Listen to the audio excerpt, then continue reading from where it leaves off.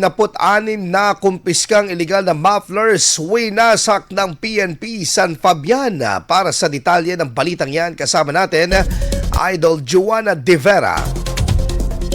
104.7 IFM Report.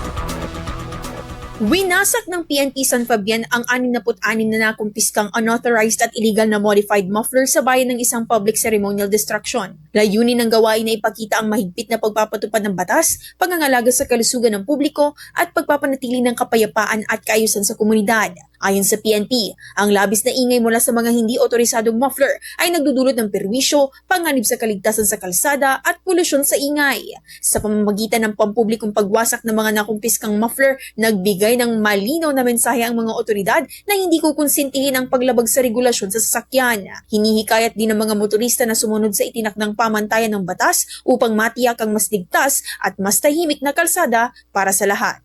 Kasama mo na rito sa IFM Dagupan, ito si Idol Joanna De Vera, Tatak IFM. IFM News. IFM News. IFM News.